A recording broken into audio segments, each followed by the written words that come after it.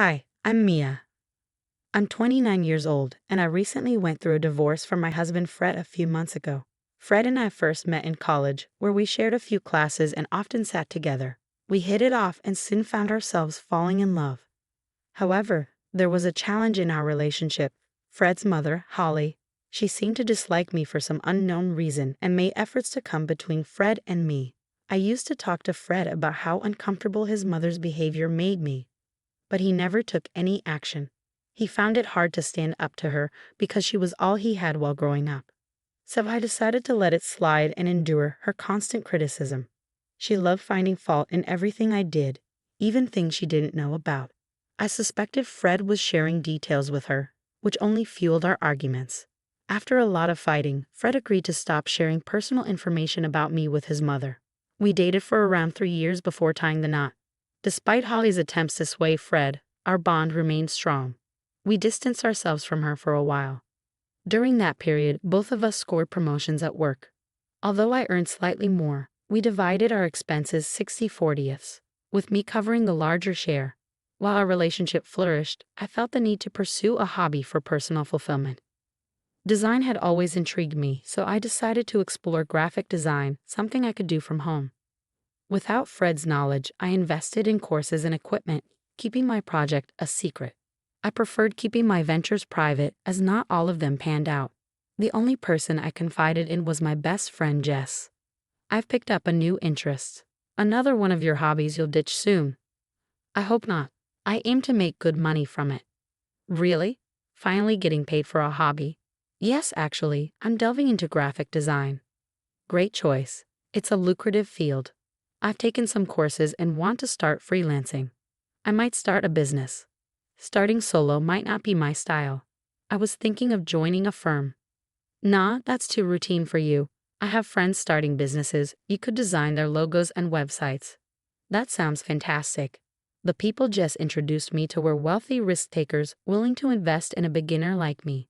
Despite my lack of experience, they appreciated my work and connected me with more clients. Gradually, my side hustle became a significant source of income, easing our financial strain. I started saving to surprise Fred with something special, but whenever I wanted to discuss it, he seemed distant. His behavior raised concerns, but he avoided discussing it. The first sign of trouble was when he confessed to spending all his earnings on investments soon after payday. We argued, but we managed to navigate through that month. I worked extra hours to make ends meet, hoping things would improve. But the following month, Fred repeated the same mistake, leaving me furious. How could he squander his money so recklessly? I lashed out in frustration, later regretting my harsh words. I hoped it would prompt him to be more responsible. Yet when it happened again the next month, I felt drained. Despite my efforts, Fred's financial habits persisted. My graphic design gig became our main source of income. But when Fred couldn't contribute for the third month in a row, I reached my breaking point. How could you let this happen again? Haven't you learned anything? I'm just trying to maximize returns, but I messed up. Messed up. Losing your entire paycheck isn't a small mistake. You've got your money though, right? We'll handle things as usual. No, I'm done. I won't cover for you this month. Figure out your own expenses. What? You can't do that. And you can't gamble away everything you earn. But here we are. So what? I'm supposed to go hungry and take public transport. We'll have food at home, but you'll have to use public transport since you can't pay for gas. So you want me to look poor? Taking public transport doesn't define your status. Stop acting entitled. If you wanted to drive, maybe you should have thought about your gambling habits. You're selfish and heartless. How could you do this to your husband? What about what you're doing to me? I've been working extra hours to cover for your losses. Can't you see things from my perspective? You have no perspective worth considering. I'm out. I can't deal with you right now. After Fred stormed off, I couldn't understand his behavior. It was then I started suspecting Holly's involvement. While Fred was away, I decided to investigate. Since he had logged into his bank account on my laptop and saved the password, it wasn't hard to access it. To my surprise, he had plenty of money in his account, and his transactions seemed normal. I was puzzled. Why was he hiding money from me? Why the lies? Feeling confused, I checked his messages for answers. The first person I noticed he had texted was his mom, discussing our recent argument. He told her I'd lashed out because he wouldn't give me money, and Holly responded with an "I told you so." It confirmed my suspicions that she was influencing him. She'd always harbored animosity toward me, but I didn't realize the extent of it until now. As I scrolled through their messages, I discovered more. Holly had bombarded Fred with texts about me, highlighting my supposed flaws like being money-driven and only with him for his wealth. Ironically, I was the main breadwinner in our household. It was clear she was getting to Fred. He started texting her about trivial things that annoyed him about me, and she only fueled his complaints. It explained why Fred was growing distant. Eventually, they plotted to cut me off financially. Initially, Fred resisted, but Holly's encouragement wore him down. 2 months ago, he went through with it. He informed Holly about my extra work hours 1 month and our subsequent argument the next, which only worsened things. I was devastated by what I discovered. Unsure of what to do, I sought solace at my best friend Jess's house. She's always been my go-to person in tough times, no matter the hour. Showing up unannounced at 11:30 p.m. understandably alarmed her. After letting me in and settling me with a glass of wine, she asked what had happened. "So spill the beans. What's got you so worked up?" "I've just uncovered some unsettling things, and I'm at a loss for what to do." "Oh, is this about Holly and Fred?" "Yeah. You remember how Fred's been throwing away his money on those sketchy investments for the past couple of months?" "Yeah, it was bizarre." "Did he do it again?" "Yes and no." "What do you mean?" "He's had his money all along but refused to give me any." "What? That makes no sense. You've been shouldering most of the household expenses, right?" "Exactly. That's what's so baffling about his behavior." "Is Holly pulling the strings in this?" "Of course. She's been texting him about my flaws for a while and even persuaded him to stop supporting me. And she's clueless about your income too." "But what about Fred? Shouldn't he realize how much you contribute?" "Apparently not. I'm not sure how to handle this. It's pretty obvious though, right? Cut off his support, then divorce him when he's down. Isn't that a bit harsh, Mia?" "He didn't think about that. Why are you worried?" "You know what? You're exhausted. Sleep on it, and we'll talk more tomorrow." Jess was spot on. I was utterly drained, both mentally and physically. The events of the day had taken their toll, and all I craved was sleep. Luckily, it was the weekend the next day. Jess and I put on one of our favorite movies, and soon we drifted off. The following morning, we decided to escape from our troubles and indulge in a day of relaxation. We stayed in bed, binge-watching movies and shows, cooking delicious meals, and cherishing each other's company. Despite my efforts to push away thoughts of the previous day, they lingered. I knew I needed this time to process everything. However, that evening my phone rang. Seeing Holly's name on the caller ID made my heart race.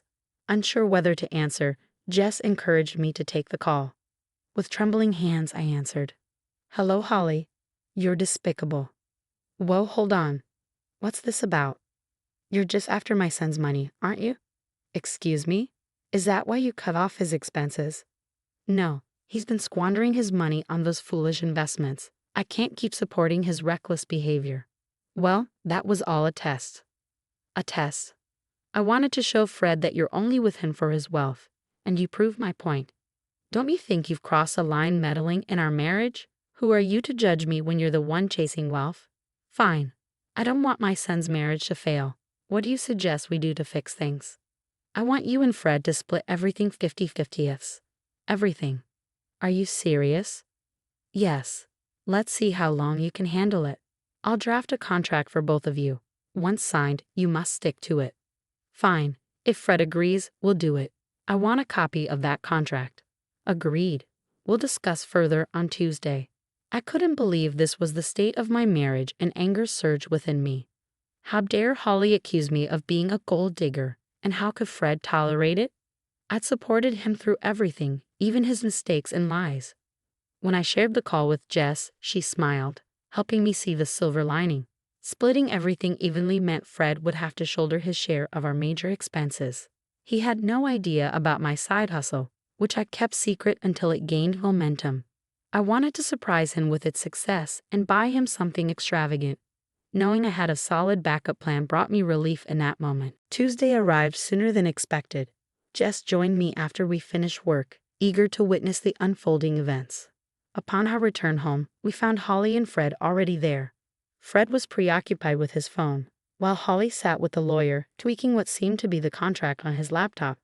Holly barely acknowledged me, but Fred looked visibly nervous. He tried to signal for us to talk privately in the kitchen, but I brushed him off. Instead, I approached Holly and requested to review the contract. The lawyer obliged, and as I suspected, it outlined an equal split of everything, with the added clause of no financial assistance between us. I agreed and signed the document. It didn't take long before Fred began facing challenges. At first, Fred and I kept our distance, both unwilling to engage with someone who seemed intent on my suffering. But when you share a living space, avoiding conversation is nearly impossible. Fred made efforts to bridge the gap between us, but I initially brushed him off. Eventually, his persistence wore me down, and I reluctantly started talking to him. "Can we please talk? This silent treatment is getting us nowhere." "What exactly do you want me to say, Fred?" "I don't know, but I miss us." "Do you? Then why agree to a contract dividing our finances?" "I wanted to see if you were truly invested in our relationship. Your mother has caused so many issues between us, yet you still believe her. Is this really the best solution?" "Don't speak ill of my mother. And what money do you think I need from you?" "Look, I don't want confrontation. I'm trying to mend things. There won't be any progress until that contract is gone. It's only been 2 weeks since we signed it. I have yet to see any proof that you're not just in it for the money." "You're impossible, you know that?" "Listen, if you're struggling financially, tell me. I'll help. But wouldn't that violate the contract? Besides, I don't want to be accused of breaking it." "Why are you making this so hard? You're the one who created this mess. Can't we just be civil?" "Fine." I could see Fred wrestling with conflicting influences, the beliefs instilled by Holly versus his original values. The Fred I married would never have made such foolish decisions that could harm me. Yet, here he was, obedient to every word from his mother, a decision he'd come to regret. Thankfully, I'd already paid off our major loans that month, leaving Fred in a bind the following month. With my shares settled, I enjoyed financial freedom. I indulged in splurges, treating myself and Jess to lavish dinners, fine wines, museum visits, and cozy cafes, documenting our adventures on social media. Despite inviting Fred to join us multiple times, he always declined due to his financial struggles. Meanwhile, my graphic design side hustle flourished, allowing me to reduce my hours at my day job and even contemplate quitting altogether. Fred's difficulties were evident, even in our groceries. His side of the pantry and fridge often remained empty. While part of me felt sympathy, I couldn't forget that he brought this upon himself. Later, Holly showed up at our doorstep. Jess and I had just returned, so her presence caught me off guard. "Hey Holly, what brings you here?" "Don't act innocent. I know what you've been up to, and I'm calling the cops." "Pardon me? What are you talking about?" "You've been robbing Fred, haven't you?" "Why on earth would I do that?" "Because you're seeking revenge. You're not happy about that contract he made you sign. My poor son has been struggling all month while you're out living it up on his dime. Firstly, your son doesn't have any money for me to steal. Yes, I despise the contract, but let's not forget who's truly responsible for it. You're the one who pressured us into signing it, and now your son is suffering because of it, you liar. I'll be dialing the police right now." "Go ahead. I haven't taken a penny from your son." "How do you have so much money then? Your job doesn't pay that much more than Fred's, and he mentioned you've cut back on hours." "I have another business on the side, a graphic design venture.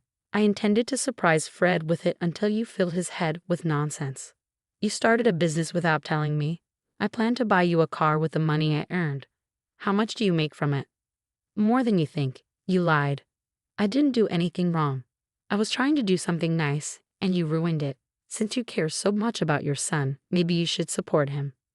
I handed divorce papers to Fred, which I filed right after signing the contract and kept until now. Fred looked shocked, but I was indifferent. While Holly would normally rejoice at the sight of the papers, she seemed furious instead. I informed them I'd be moving out in 3 weeks and would continue to split the remaining loan payments, but that was all. Fred pleaded with me, but I reminded him it was his doing. It's been a few months since everything unfolded, and I can happily say I'm free from that toxic relationship. Holly tried to contest the divorce, but with our assets separated by the contract, there was little for Fred to gain. In fact, he ended up losing more money, struggling to keep up with the mortgage payments. We sold the house, and he moved back in with his mother. Meanwhile, my life has taken a positive turn. My business is thriving, and I've had the opportunity to collaborate with major brands. It's been a blissful and fulfilling time for me. I'm grateful I had something to rely on, or I might have ended up in Fred's situation. I hope he learns from this experience, but ultimately, it's not my concern.